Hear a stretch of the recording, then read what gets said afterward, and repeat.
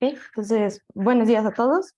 Hoy vengo a presentarles expansiones sintéticas para valores propios de una matriz tetradiagonal de Toeplitz no hermitiana con espectro real. Este es un trabajo que hemos desarrollado con el doctor Krutsky y con el doctor Manuel Bogoya en mi doctorado. Okay. Entonces, recordemos que una matriz de Toeplitz tetradiagonal es una matriz que tiene este símbolo que vemos aquí. O sea, este es este polinomio. Y si tomamos un n mayor que 0 y un xi entre 0 e infinito, podemos hacer un truco con una matriz diagonal, descrita de esta forma, y generando este símbolo, tal que si multiplicamos a derecha y izquierda por estas matrices diagonales, tenemos esta propiedad entre las matrices con el símbolo A y con el símbolo A sub xi. Y por tanto, vamos a tener que estos espectros pues van a coincidir. Esto todo es un recordatorio digamos, de qué se hizo en la maestría de las matrices y sobre el conjunto límite. Entonces, nosotros nos dimos cuenta que el espectro de la matriz con el símbolo A va a ser una dilatación y una traslación de esta matriz con este nuevo símbolo. Y en otro caso, vamos a tener que es de nuevo una dilatación y una traslación, pero ahora con este nuevo símbolo, una matriz de Toeplitz con este símbolo que solo depende de un parámetro C. También nosotros vamos a recordar la definición del conjunto límite, que es el conjunto para los cuales los valores propios, cuando n es muy grande, se acercan a este conjunto y se define tal que se satisfaga esta cadena de desigualdades, donde los ZJ son los ceros de esta ecuación que tenemos aquí. Entonces, disculpa. Ya. En la maestría con el doctor Sergei Gutsky y el doctor Biocher y Cossack, se publicó que el conjunto límite para las matrices tetradiagonales tiene 4 tipos, bueno, 3 tipos. Aquí vemos la curva roja, es el rango de nuestro símbolo, es decir, el símbolo evaluado en la circunferencia unitaria, y los puntos azules son el conjunto límite. Entonces vimos que es un arco analítico, 2 arcos o 3 arcos. Esto va a depender de dónde tomemos C. Eso es para este segundo caso. El primer caso, el conjunto límite es conocido y pues no lo trabajamos. O sea, nos concentramos más que todo en este. Y ahora... Lo siento, Juanita. En la página anterior solo le pido recordar quiénes fueron los autores de esta idea maravillosa. De este truco. Que el conjunto límite se puede calcular de esta manera. Claro, esto fue una idea de Speed y Spitzer. Ellos dieron la caracterización de este conjunto límite. Anteriormente era como el límite superior de los valores propios o el límite inferior, y ellos demostraron que estas todas definiciones coinciden. Schmidt-Spitzer, ¿verdad? Smith y Spitzer, sí, señor. Ok. Entonces, ya que conocemos el conjunto límite, es decir, donde se acumulan los valores propios, el siguiente paso es escoger uno de estos casos. Digamos, acá tenemos el caso 1 y el caso degenerado es un arco que va a ser una recta real. Aquí. Entonces, el siguiente paso es sacar los valores propios de alguno de estos tipos. Entonces, nosotros nos concentramos en los símbolos para los cuales C está en los reales, perdón, está en este conjunto, perdón, en los reales, solo este. Ok. En este caso, nuestra matriz de Toeplitz se ve de esta forma. Ahí vemos las 4 diagonales y de nuevo, va a disminuir un poquito el tamaño, ya. Y de nuevo vamos a tener el rango del símbolo, que es la curva roja, y la línea en azul es el conjunto límite. Entonces, hechos que se han dado a lo largo de esta investigación. Entonces, Shapiro y Champagne, perdón, mostró que si el conjunto límite está contenido en los reales, eso es equivalente a que el espectro de nuestra matriz está en los reales. Otro hecho es que si consideramos las derivadas de nuestra función A y las etiquetamos de esta forma, en el artículo que se publicó con el doctor Ruzzi y los demás autores, se probó que el conjunto límite va a ser una recta real que va a ir desde el punto ρ1 al punto ρ2, donde ρ2 es la imagen de TJ, que son los ceros de A', evaluados en A.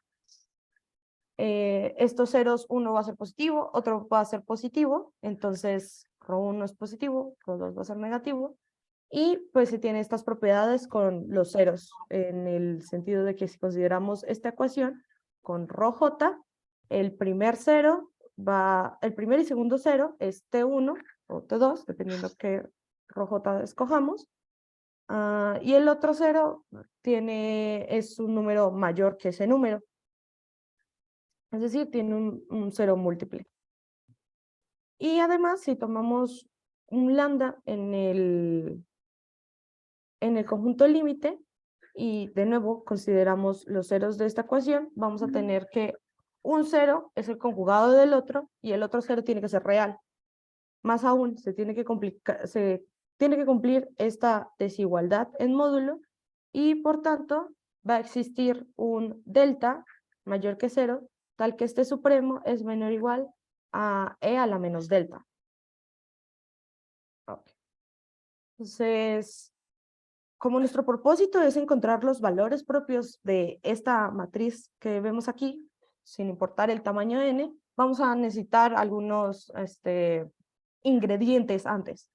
Entonces, vamos a definir la función phi como el argumento de z1 el cero de a de z menos lambda, y esta otra función, sigma, y vamos a podernos dar cuenta que los ceros los vamos a describir en términos de estas dos funciones, y además estas funciones van a ser realvaluadas y van a ir digamos, phi va a ir del conjunto límite al intervalo 0pi, y la otra función va a tener valores muy chicos. Y aquí vemos pues la gráfica y qué correspondencia tiene con los puntos extremos del conjunto límite. Acá está otra gráfica, la de acá a la izquierda, vemos cómo es el 0z3 visto como función, es decir, variamos lambda en todo el conjunto límite, esto está como que sobre los complejos, y la del lado derecho es el 0z1 y z2, también evaluados sobre el conjunto límite, y en comparación de cómo se ve con la circunferencia unitaria. Ahí vemos la simetría que mencionábamos. Ok. Entonces, vamos a denotar como lambda mayúscula asterisco como el conjunto límite menos sus puntos extremos, es decir, ρ1 y ρ2.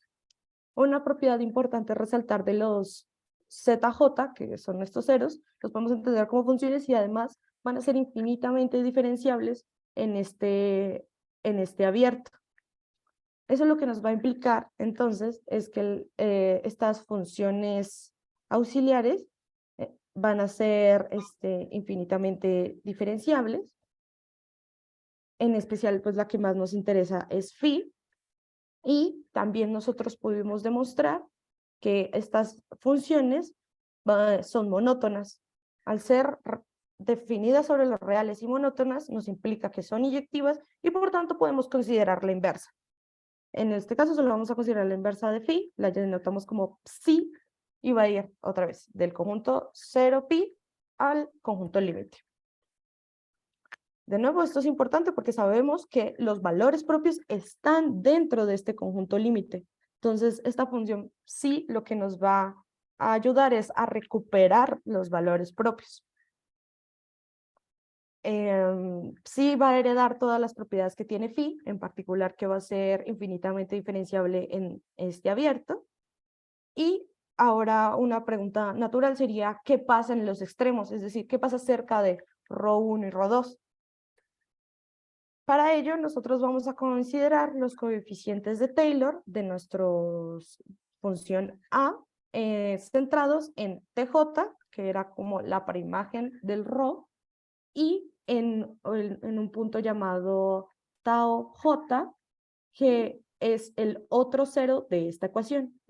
Recordemos que TJ es un cero doble y este va a ser el tercer cero. ¿Esto en qué nos va a ayudar? En que nosotros podemos demostrar que tanto la función phi como la función psi las pudimos expandir asintóticamente cerca de los puntos extremos, es decir, de phi la expandimos cerca de los puntos 0 y pi, y psi la expandimos cerca de los puntos ρ1 y ρ2. Notemos que la expansión de psi Juanita, es disculpe, potencia. disculpe. Una preguntita. ¿Por qué función phi tiene asintótica de este tipo? Tal vez podemos ver la potencia 1 sobre 2, la potencia 3 sobre 2. ¿Por qué?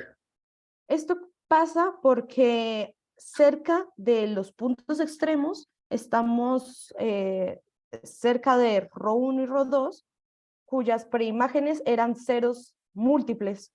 Es decir, teníamos T1, si a T1 lo evaluamos en la derivada, valía 0. Entonces, eso lo que causa es que cuando saquemos la expansión de Taylor de nuestro símbolo A, esta expansión va a iniciar, bueno, va a tener el término constante y el siguiente término va a ser de grado 2. Entonces, como para poder ver esta proposición, entonces la receta es la siguiente. Entonces, sacamos esta expansión, va a tener ese término de grado 2 y al momento de sacar la expansión de Z1, como la estamos evaluando en A, ahí ya nos da del por qué van a ser potencias de múltiplos de un medio. Es justamente porque en estos puntos TJ, acá, vale 0. Sí, sí, exacto. Ok, entonces luego ya de sacar la expansión de Z1 de lambda, sacamos la de phi, ya que sabemos explícitamente quién es esa función, que es el argumento. Ahí pues utilizamos esta propiedad de que es el arco tangente de cierto cociente. Y posteriormente utilizamos el método de inversión de series asintóticas para encontrar la expansión de psi en los puntos 0 y pi. Entonces, con esta expansión ya nos dimos cuenta que psi va a ser infinitamente inferenciable incluso en el cerrado, en todo 0 y pi. O sea, no vamos a tener problemas de indeterminación en los bordes.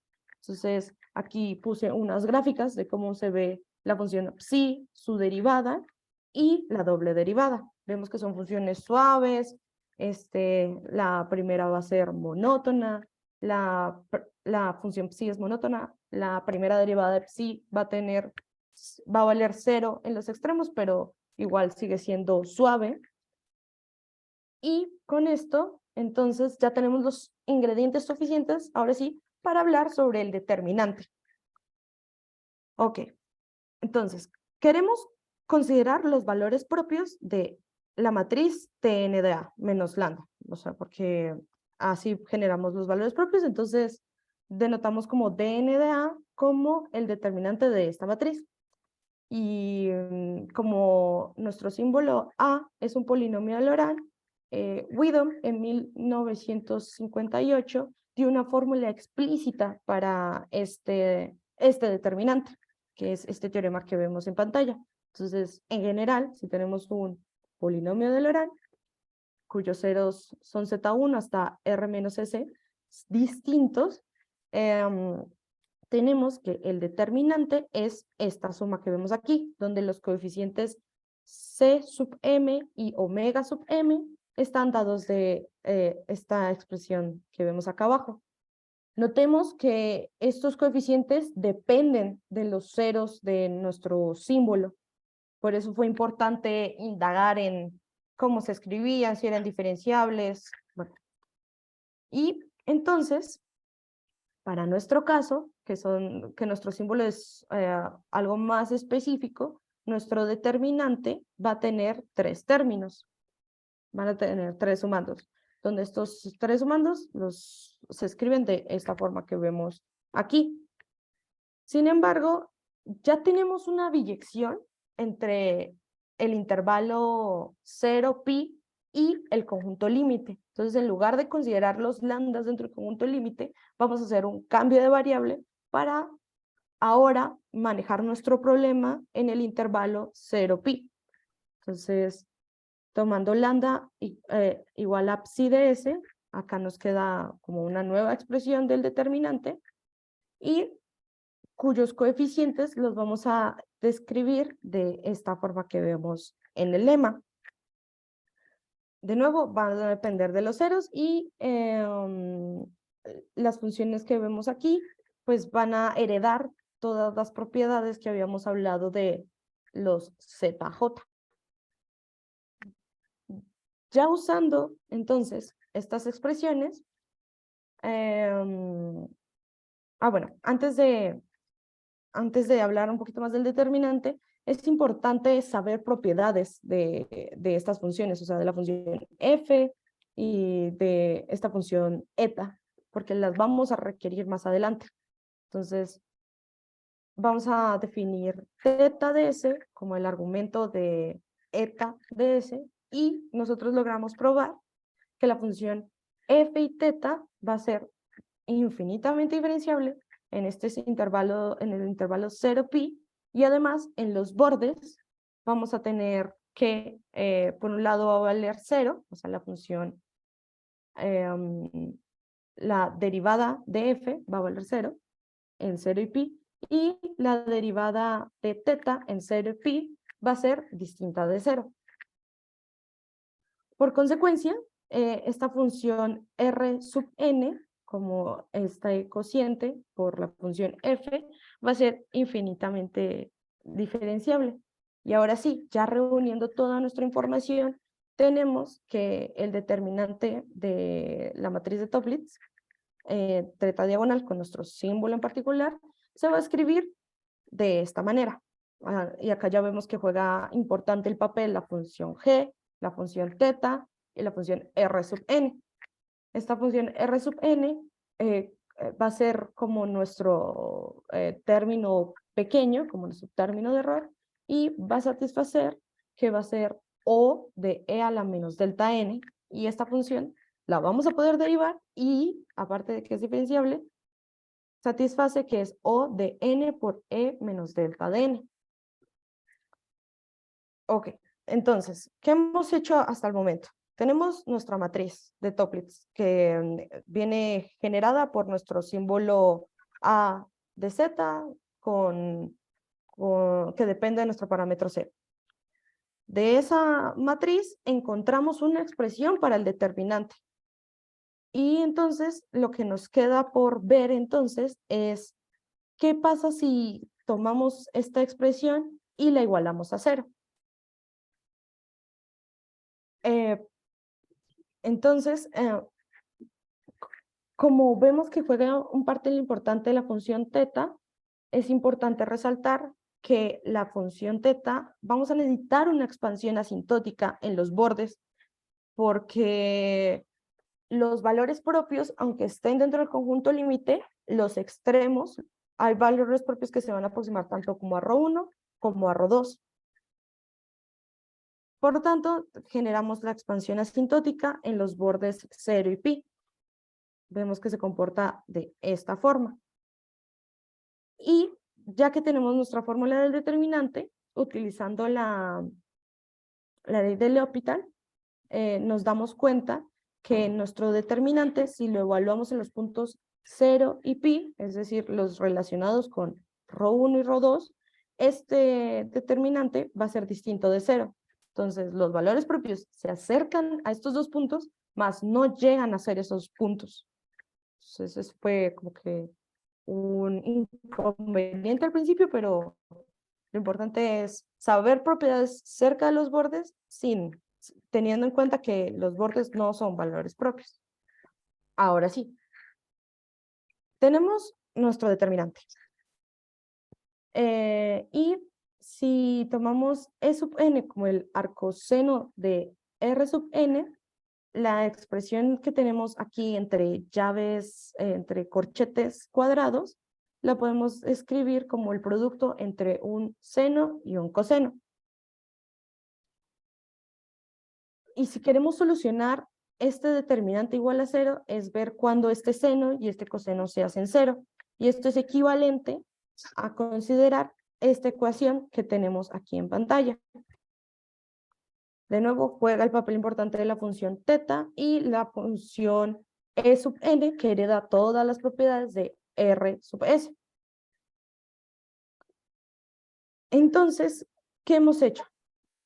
Concluimos que lambda jn va a ser un valor propio de esta matriz de n sub a, si solo si existe un sjn en el intervalo 0pi, tal que lambda jn es psi de este valor y además sjn satisface esta ecuación.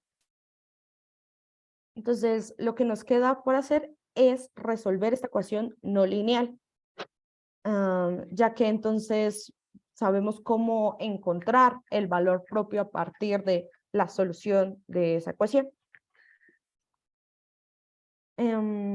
Entonces, en este momento, lo que vamos a hacer es que de esta ecuación que vemos aquí, podemos utilizar trucos de funciones que tengan puntos fijos y vemos que aquí las funciones están evaluadas justo en lo que queremos solucionar. Entonces, generamos funciones que van a tener puntos fijos en ciertos conjuntos y garantizamos así la existencia de esos SJ.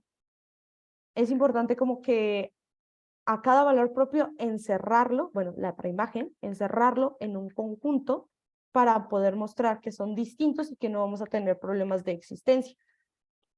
Así, entonces, definimos este conjunto omega jn como una vecindad abierta centrada en este EJN y los valores propios de TDNA los organizamos, los etiquetamos de tal forma que sea de forma descendente y tenemos este teorema que vemos aquí. Entonces, primero, nosotros logramos demostrar que los valores propios son distintos a pares y están en la imagen de este conjunto omega jn.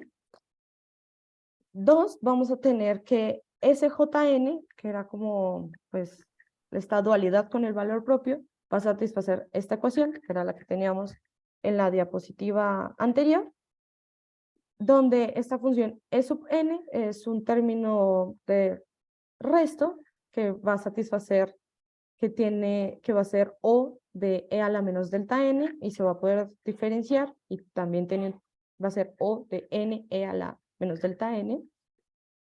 Y entonces, dado que queremos resolver esta ecuación, lo que vamos a hacer es considerar la ecuación sin el término del resto, y esta ecuación también va a tener una única solución en este intervalo, y más aún, el valor propio va a ser psi de la solución de esta ecuación que vemos aquí, más un término de error.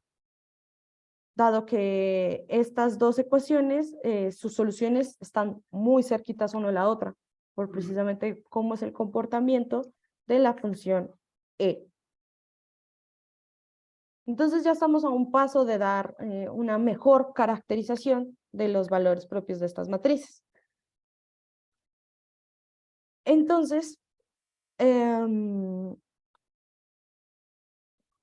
ya que tenemos estas propiedades, nosotros pudimos dar una expansión asintótica de SJN y vemos que esta expansión asintótica está centrada en este nodo pi j sobre n más 1 y los demás términos van a ser funciones, funciones que dependen de teta y sus derivadas. Y ya con esta suele evaluarla en la función psi y se genera la expansión asintótica. Y por tanto nos queda toda esta expresión que vemos aquí, donde C1 es psi prima por teta y C2 es esta suma de estas dos funciones. Ok, Esto, entonces ya tenemos una expansión asintótica para todos los valores propios cuando n tiende a infinito. En general, podemos sacar más términos. Es decir, aquí en pantalla solo hay 3 términos de cada expansión, pero como probamos que cada función era infinitamente diferenciable, pues podemos sacar cada vez más términos y obtener una expansión de, digamos, con la cantidad de sumandos que querramos. Estas funciones, las de S, que van a ser estas tetas mayúsculas, dependen de teta y sus derivadas, y las de la expansión del valor propio va a depender de teta, de psi y sus derivadas. Estas funciones pues las vamos a poder determinar. Ahora, en la práctica, los valores propios extremos, que son estos valores propios que se acercan mucho a ρ1 y ρ2, son importantes porque con estos valores extremos podemos estimar la norma de la matriz. Y si podemos estimar la norma de la matriz, pues podríamos estimar la norma del operador. Ya en general, si consideramos la matriz cuando n tiende a infinito.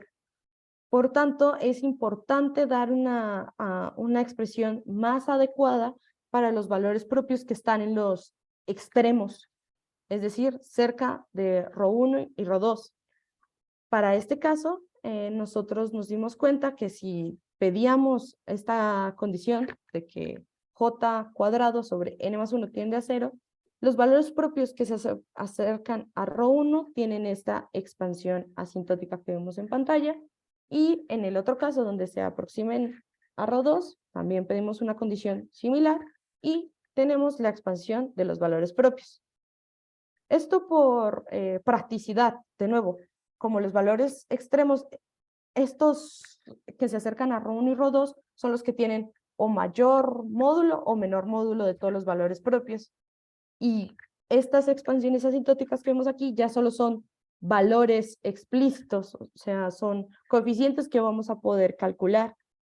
Caso contrario, que la expansión general que teníamos son funciones que al momento que las queramos programar, necesitaríamos interpolarlas o encontrarlas de alguna forma. Entonces, ya que tenemos los valores propios descritos, vamos a ver un ejemplo. Entonces, vamos a tomar a de z como este símbolo que vemos aquí, en este caso c es igual a 6.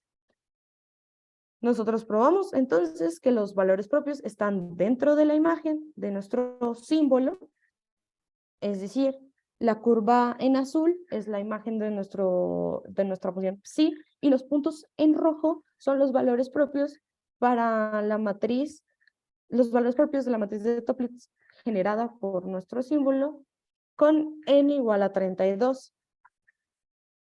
En el caso donde ya tomemos n igual a 496, o sea, ya un n demasiado grande, los valores propios cubren totalmente la gráfica de psi. Eso ya no podemos percibirlo. Ok, entonces, tenemos nuestra expansión general de los valores propios. Entonces, podemos decir que la primera aproximación de nuestro valor propio es simplemente tomar dj, que era esta malla, que era pi j sobre n más 1, y evaluarlo en nuestra función. Entonces, si tomamos este número y lo pasamos a restar al otro lado y lo multiplicamos por n más 1, toda esta expresión es igual a la función C1 evaluado en este nodo más un resto. Y si tomamos esta función, bueno, más bien, como tenemos esta igualdad, podemos acotarla por la norma supremo de la función, es decir, por el máximo de la función, y esto debe satisfacer esta desigualdad. Ya visto en una gráfica cómo se ve. La curva en azul es la gráfica C1 de la función C1, y los puntitos en rojo son este producto que vemos aquí, que yo lo denoté como Sí. de JN super 1. Juanita, disculpe, una comentario. Hasta este momento, Juanita dice sobre el problema directo, problema de asintótica valores propios. En este momento tenemos una expansión, esta expansión contiene funciones C1 y C2. Esta parte de charla sobre problema inversa. Si sabemos valores propios, entonces es posible encontrar C1, C2 y otras, tal que podemos usar esta información para calcular valores propios para otras n, para n mucho más grande. Okay. Sí, adelante, Juanita. Sí, claro. Claro, estos puntos fueron encontrados de tal forma que el JN, el lambda JN, lo encontramos con un Eigensolver estándar y lo comparamos con esta fórmula de la primera aproximación. Ok. Y cuando utilizamos un tamaño n ya muy grande, otra vez 496, vemos que pareciera que cubriera toda la gráfica C1. Realmente aquí hay un término de error, bueno, como algo muy chiquito, pero cuando n es muy grande, no alcanzamos ni siquiera a percibir visualmente este delta sub 1. Entonces, ya tenemos cómo sería la primera aproximación. La segunda aproximación es coger dos términos de la expansión. Hacemos el mismo ejercicio. Multiplicamos por n más 1, esta vez al cuadrado, porque es el siguiente término. Tomamos el valor propio exacto, le restamos la segunda aproximación, y esto debe ser igual a la función C2 evaluado en el nodo, más un término de resto. De nuevo, podemos tomar este valor y acotarlo por el supremo entre todo el intervalo 0pi, y debe ser menor o igual a ese valor más un delta muy pequeño, en el caso delta 2. En la gráfica que tenemos en pantalla, la de color azul es la función C2, los puntitos en azul, los puntitos en rojo van a ser cuando vamos a tener 32, en este caso, y de nuevo, para n's muy grandes no alcanzamos a percibir la diferencia entre la función C2 y esta expresión que tenemos aquí. Y como nosotros sacamos tres términos, pues vamos a tener el tercer término de aproximación. Esta vez van a ser estos tres términos. Hacemos lo mismo, los pasamos a restar. En este caso vamos a multiplicar por n más 1 a la 3. Y esto nos va a generar esta función C3. En nuestros resultados no la tenemos explícitamente, pero como les mencioné antes, se puede generar. Pero pues para nuestros resultados solo sacamos 3.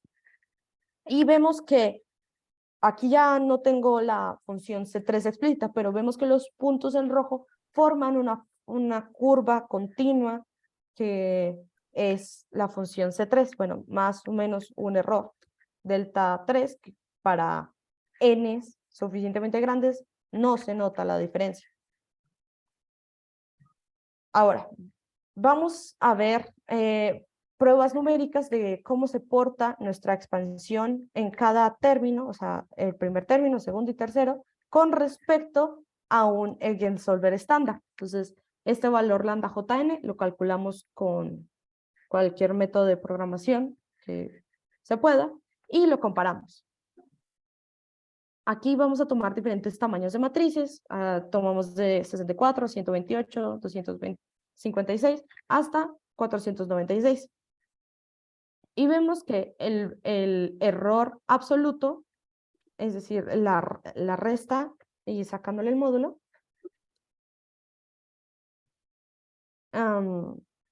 y tomando el máximo, tiene un error de 10 a la menos 12 para este tamaño matriz, 496, el tercer término incluso. Para tamaños chicos, en cierta forma 64, que un Eigensolver estándar podría solucionar, ya tenemos un error de 10 a la menos 7. Es decir, nuestra aproximación asintótica es muy buena, incluso usando dos términos. Ya usando un término y matrices muy chiquitas, el error no es muy bueno, pero para matrices muy grandes, el error ya empieza a mejorar. La gráfica que vemos en pantalla es este error absoluto máximo, sacándole logaritmo base 10, es decir, esto va a ser 10 a la menos 16, 10 a la menos 12, 10 a la menos 8, y la curva en azul es el error para el primer término, la roja para el segundo, y la verde para el tercer término. Entonces, vemos que en general, aquí esta tabla solo considera el máximo, pero aquí ya estamos considerando el error individual. Pareciera que los valores propios, los primeros y los últimos, son muy buenos porque es cuando la curva decrece. Sin embargo, hay que tener en cuenta que hay veces cuando uno está programando, puede ser que nos den muchas cifras significativas, mas no sean fieles esas cifras significativas. Es decir, para darnos cuenta si son buenas o no, necesitamos comparar con lo que el valor propio se está aproximando. Entonces, para entender los valores propios extremos, nosotros vamos a considerar otro tipo de error, que lo llamamos el error relativo. Entonces, tomamos el valor, el exacto, el que calculamos con un solver estándar, lo comparamos con nuestra aproximación y lo dividimos sobre el mínimo entre esta resta, entre ρ1 y ρ2. A ver en qué lado está, si el lado izquierdo o el lado derecho. Ya haciendo estas comparaciones, vemos que los valores propios extremos se comportan, el error se comporta similar a los valores propios internos. Vemos que acá a lo máximo que llegan es 10 a la menos 12, acá debería haber una, a la menos 10. Similar a como estaba esta gráfica. Entonces, los bordes no son fieles, pero considerando otro error para comparar, vemos que sigue siendo una muy buena aproximación. Hacemos el mismo procedimiento de comparar la expansión asintótica término a término, pero esta vez con los valores propios extremos.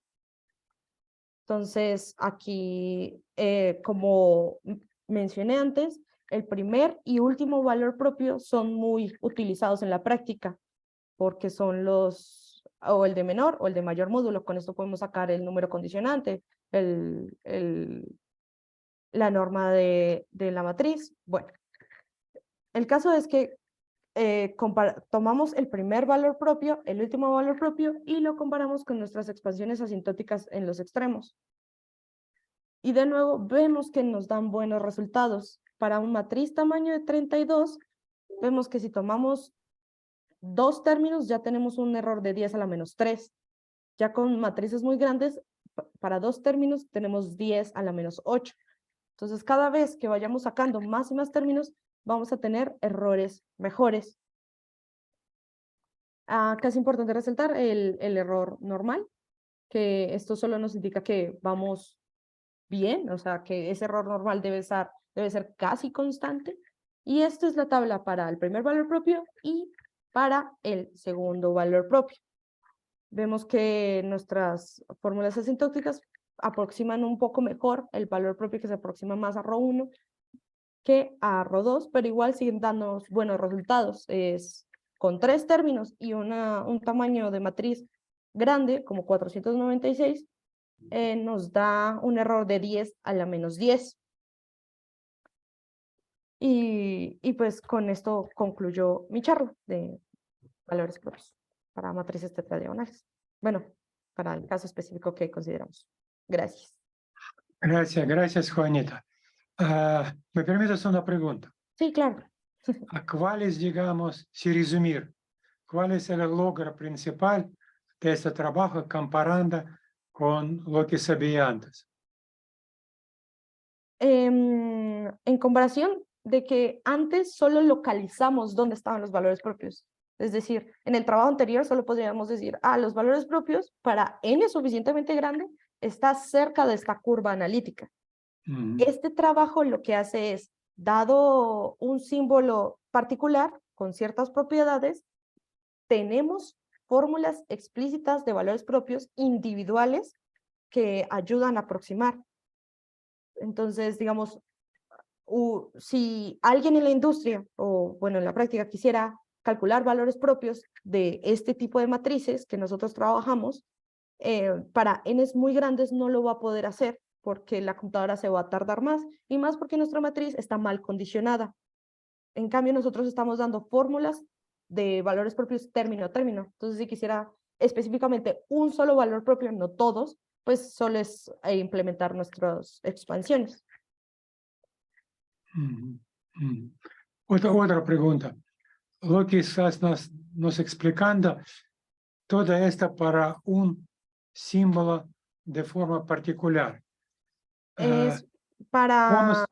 ¿Cómo se puede, digamos, cambiar este símbolo para que resultados siguen ser mismos o parecidos? Ok. Nosotros tomamos este símbolo con C en el rayo menos 3, raíz de 3 infinito. Acá me equivoqué. Y para este símbolo en particular, el tipo de conjunto límite es este que tenemos no degenerado. O sea, cada tipo de conjunto límite lo vamos a tratar distinto porque cada uno tiene una complejidad distinta. Este trabajo, digamos que ya está concluido para el tipo degenerado y ahora estamos trabajando para el tipo 1, que es como, ¿qué nos sirve del degenerado para como que usar en el tipo 1? Pero ya el tipo 2 tiene una complejidad que es este pico. Entonces, ahí los valores propios, pues, como que no sabemos muy bien cómo se van a aportar, se van a aproximar. Incluso para el tipo L1 degenerado, fue útil porque los valores propios están contenidos dentro del conjunto límite, o sea, estaban sobre esta línea. Ya los otros tipos no, están cerca, pero no contenidos total. Entonces, como que cada caso lo vamos a manejar distinto y ahorita solo abarcamos este primero. Por favor, otras preguntas, comentarios, sugerencias. Okay. Entonces, yo hablo unas palabras. Entonces, esta casa es bastante interesante. Esta casa, cuando teníamos operador no autofuncuadas, pero este operador tiene espectro real. Esta casa es interesante en muchas áreas de teoría de operadores. En esta, por una lado, esta parece a la casa autoconjugada y usamos muchas cosas, muchos métodos de investigación de casas autoconjuntadas. Pero este caso bastante otro. ¿Por qué? Porque espectro está adentro de imagen de símbolo, adentro, no coincide con imagen de símbolo, no está sobre imagen de símbolo, adentro. Es una lado. Por otro lado, es buena base para investigar casas más generales, casas que están en esta hoja. Entonces este trabajo tiene importancia, tiene buena importancia. Sí. Sobre de Juanita. Juanita tiene un artículo publicado, artículo de nivel bastante alto. Entonces, en este momento tenemos otro artículo casi lista para publicar. Y yo espero que él va a tener uno o dos artículos más durante su doctorado.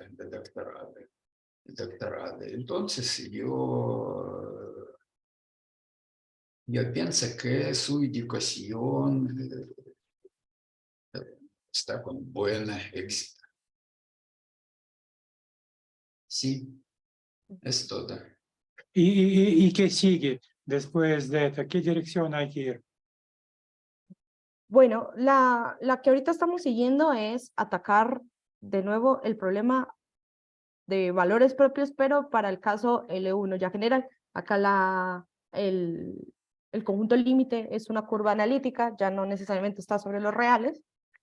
Y con Alejandro, es otro estudiante del doctor Grutsky, está atacando el caso L2. La idea es cubrir pues los 4 tipos y dar fórmulas asintóticas para valores propios, luego vectores propios, y pues ya como que cerraríamos, si se pudiera, esta parte de matrices tetradiagonales, así como está la de tridiagonales, que están caracterizados los vectores y valores propios. Igor, ¿tú tienes algunos comentarios? Sí, bueno, es un trabajo muy fino, muy bueno. Juanita tuvo que hacer análisis muy complicado. Bueno, quiero notar como 2 aspectos, dos como propiedades especiales de este caso, de esta familia de matrices de Toeplitz. Entonces, primero, que el símbolo generador es relativamente simple, ¿sí? Otra vez, ¿cuál es el símbolo generador? ¿Verdad? Z cuadrada más CZ más CZ inverso. Pero si alguien quiere calcular las raíces del polinomio que se obtiene al restar lambda, este polinomio hace el papel crucial para los determinantes, para calcular el polinomio característico. Los ceros no son fáciles de escribir de manera explícita. Tal vez se pueden, yo no sé, pero seguramente no son fáciles de escribir de manera bonita. Bueno, hay fórmulas de Cardan, hay fórmulas con funciones hiperbólicas, pero no son simples, y por eso el trabajo principal que tuvo que hacer Juanita era como analizar dependencia de lambda cuando la dependencia como lambda depende en términos de otros parámetros, cuando todas las funciones no son fáciles de escribir de manera explícita. Este fue como el trabajo principal. Analizar funciones que no están dadas por fórmulas bonitas. Y por otro lado, este caso es relativamente simple comparando con otros. Entonces, por un lado es difícil porque no hay fórmulas explícitas, y por otro lado es simple porque en la fórmula de Widom puede, por favor, mostrar, Juanita, otra vez la fórmula de Widom con 3 sumandos. Es el determinante, ¿no? Sí. La fórmula para el determinante, pues en este caso, para esta familia de matrices de Toeplitz, se puede decir que tuvo buena suerte, Juanita. Los primeros 2 términos tienen el mismo valor absoluto. Uno es el conjugado del otro y su suma nos da una función trigonométrica. Y el tercer término en este ejemplo es siempre pequeño. Para n grande, el tercer término es muy pequeño comparando con los primeros 2, y se puede demostrar, después de cierto trabajo técnico, que el tercer término casi se puede omitir para la fórmula asintótica. Bueno, esto no siempre es así. Hay casos más complicados, cuando los 2 sumandos no son suficientes. Y aquí se puede decir que es como caso bonito, simple, cuando el tercer término no influye. Esencialmente se puede casi omitir. Pero el trabajo principal fue analizar las dependencias entre varias funciones, entre varios parámetros, sin tener fórmulas bonitas, simples. Más preguntas, comentarios. Ok, Juanita, muchas gracias y mucha suerte para tu trabajo. Gracias. Maribel, ¿quién sigue? Sigue Armando. Me dijo que va a exponer uno de sus estudiantes, Ok. Y después, Fabricio, ya es la Fabricio, última plática. última plática de este semestre. Ujú. Probablemente va a exponer Gerardo, ¿verdad? No sé, no me dijo quién. Bueno, he escuchado este rumor. Ok, ok. Entonces, muchas gracias a todos y nos vemos en una semana. Hasta luego. Hasta luego. Hasta